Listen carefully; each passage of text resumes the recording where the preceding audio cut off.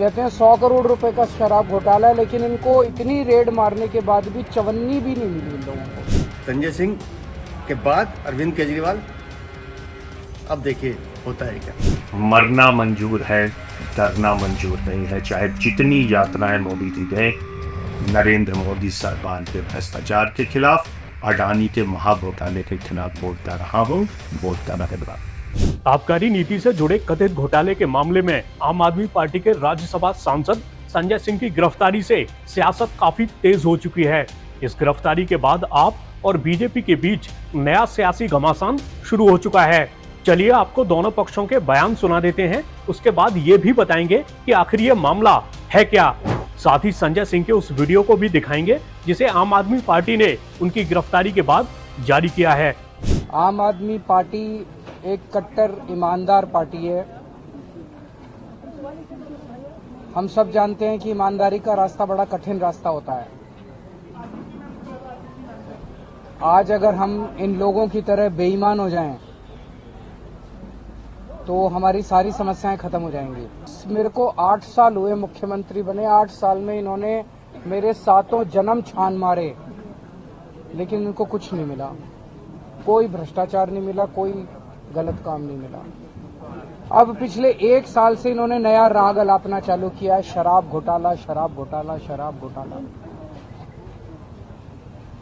इस शराब घोटाले के ऊपर इन्होंने 1000 से ज्यादा रेड मार चुके हैं। पता नहीं कितने लोगों को गिरफ्तार कर चुके हैं। कहते हैं 100 करोड़ रुपए का शराब घोटाला है, लेकिन इनको इतनी रेड मारने के बाद भी चवन्नी भी नहीं मिली इन लोगों को। एक भी पैसा नहीं मिला, कहीं कोई पैसा नहीं मिला। ना कोई जमीन के कागजात मिले, ना कोई जेवरात मिले, ना कोई गहने मिले, ना कोई पैसा मिला, कैश मिला, कुछ नहीं मिला इनको 1 साल के अंदर। लेकिन जबरदस्ती गिरफ्तार किए जा रहे हैं। आज इन्होंने संजय सिंह को गिरफ्तार कर लिया। संजय सिंह नरेंद्र मोदी जी के भ्रष्टाचार के खिलाफ इस देश की सबसे बुलंद आवाज है। मोदी जी सर से पैर तक भ्रष्टाचार के अंदर डूबे हुए हैं, और मैं समझता हूं कि शायद आजाद भारत के सबसे भ्रष्टाचारी प्रधानमंत्री अगर कोई है तो वो नरेंद्र मोदी जी हैं। ऐसे खाए हैं तो सच्चाई सामने आएगी ही। संजय सिंह, अरविंद केजरीवाल, आप कितना भी शोर मचाते रहे, आज संजय सिंह की गिरफ्तारी से एक बात तो सच हो गई कि सच्चाई छुप नहीं सकती, सच्चाई सामने आती है। संजय सिंह ने पहले दिन से शराब घोटाले में पैसे खाए थे, और कल जब दिनेश अरोड़ा सरकारी गवाह बने तभी तय हो गया था कि संजय सिंह बच नहीं सकते, क्योंकि दिनेश अरोड़ा ने अपनी गवाही में पहले दिन कहा था कि जब वो अरविंद केजरीवाल के घर गए थे तो संजय सिंह वहां मौजूद थे। इसलिए तो हम कह रहे हैं, मिले जब कड़ी कड़ी एक जंजीर बने। संजय सिंह के बाद अरविंद केजरीवाल, अब देखिए होता है क्या। चलिए अब मोटे तौर पर मामले को समझ लेते हैं। ऐसा आरोप है कि शराब व्यापारियों को लाइसेंस देने के लिए दिल्ली सरकार की आबकारी नीति 2021-22 ने गुटबंदी को बढ़ावा दिया और कुछ डीलर को फायदा पहुंचाया, जिन्होंने इसके लिए कथित तौर पर रिश्वत दी थी। हालांकि पार्टी ने इस आरोप का खंडन किया है। दिल्ली के उपराज्यपाल ने आबकारी नीति 2021-22 में कथित अनियमितताओं की सीबीआई से जांच कराने की सिफारिश की थी, जिसके बाद केजरीवाल सरकार ने इस नीति को वापस ले लिया था। मीडिया रिपोर्ट्स के मुताबिक इस मामले में ईडी की ओर से दायर अभियोजन शिकायत में संजय सिंह का नाम एक आरोपी व्यवसायी दिनेश अरोड़ा के एक बयान में सामने आया था।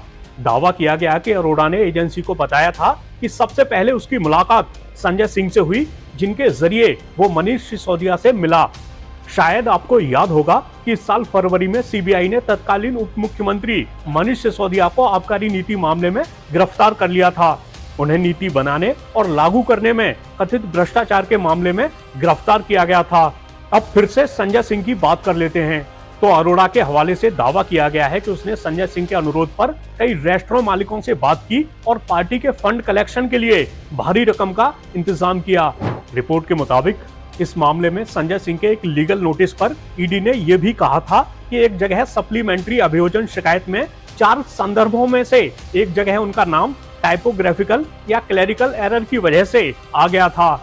चलिए अब आखिर में आपको संजय सिंह का वो वीडियो भी दिखा देते हैं जिसे आम आदमी पार्टी ने उनकी गिरफ्तारी के बाद जारी किया है। जय हिंद साथियों, नरेंद्र मोदी जी की सरकार के भ्रष्टाचार के खिलाफ, अडानी के महाघोटाले के खिलाफ लगातार मैं बोलता रहा हूं, अपनी आवाज उठाता हूं। ईडी में कई शिकायतें की अडानी के खिलाफ की, उनके घोटाले के खिलाफ की, उस पर कभी कोई कार्रवाई करो। और आज अचानक ईडी मेरे घर पे पहुंच गया, दिन भर छापेमारी की, सारी जांच की, सब कुछ खोल डाला, कुछ नहीं निकला। बावजूद इसके जबरन मेरी गिरफ्तारी की जा रही है।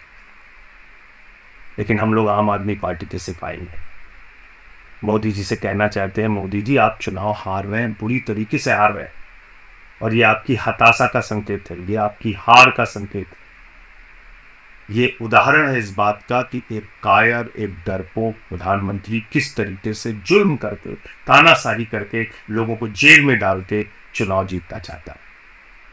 लेकिन मैं मोदी जी आपको याद दिलाना चाहता हूं, जब जब जुल्म बढ़ता है तब तब उसके खिलाफ जनता की आवाज बुलंद होती है।